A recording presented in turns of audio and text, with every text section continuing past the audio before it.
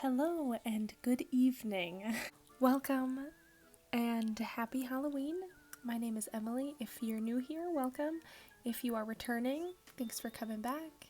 I thought for today's video, for Halloween, I would do a reading of Edgar Allan Poe's The Raven.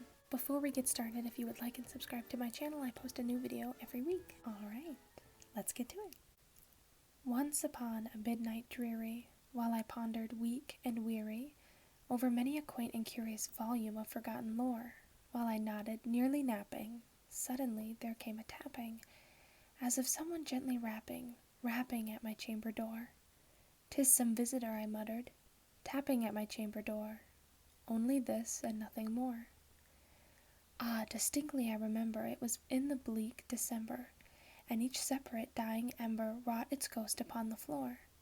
Eagerly I wished the morrow, vainly I had sought to borrow from my books surcease of sorrow, sorrow for the lost Lenore, for the rare and radiant maiden whom the angels name Lenore, nameless here for evermore.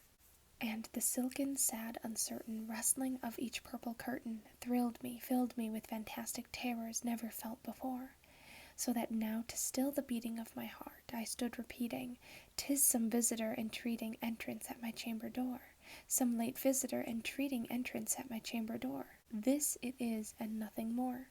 Presently my soul grew stronger, hesitating then no longer. "Sir," said I, "or madam, truly your forgiveness I implore. But the fact is I was napping, and so gently you came rapping, and so faintly you came tapping at my chamber door, that I scarce was sure I heard you. Here I opened wide the door. Darkness there, and nothing more." Deep into the darkness peering, long I stood there wondering, fearing, doubting, dreaming dreams no mortal ever dared to dream before. But the silence was unbroken, and the stillness gave no token, and the only word there spoken was the whispered word, "Lenore."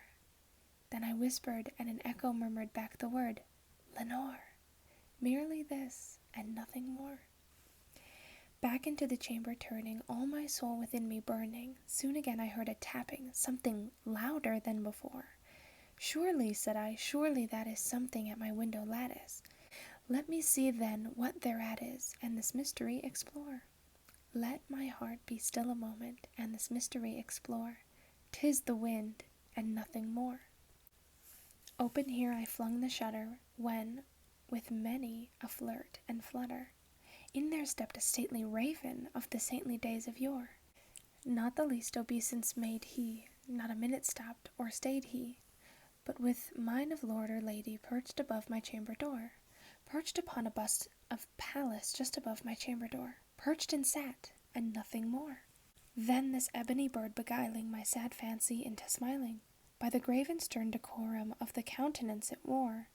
"Though thy crest be shorn and shaven thou," I said, "art sure no craven, ghastly grim and ancient raven wandering from the nightly shore. Tell me what thy lordly name is on the night's Plutonian shore." Quoth the raven, "Nevermore." Much I marveled this ungainly fowl to hear discourse so plainly, though its answer little meaning, little relevancy bore.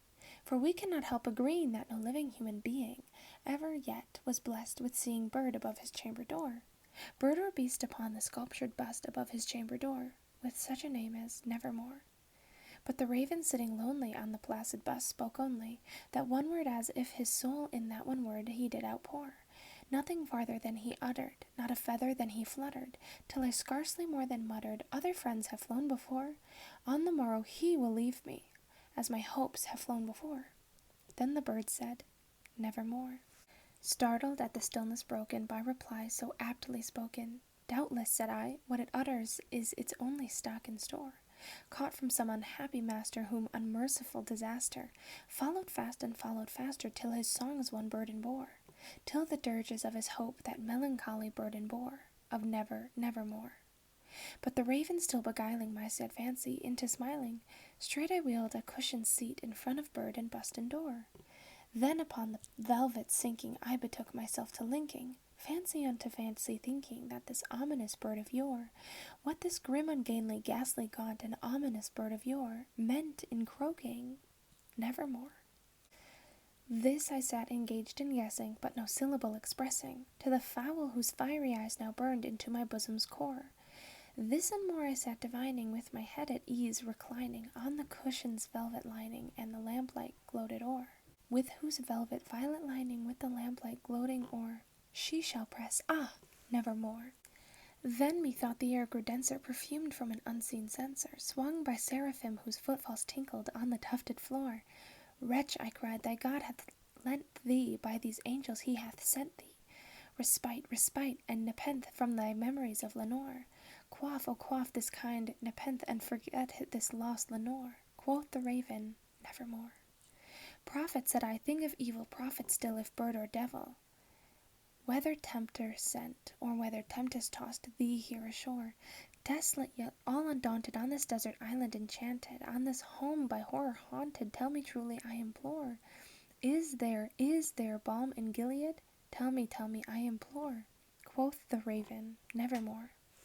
Prophet, said I, thing of evil, prophet still, if bird or devil, by that heaven that bends above us, by that God we both adore, tell this soul with sorrow laden, if within that distant Aden it shall clasp a sainted maiden, whom the angels name Lenore.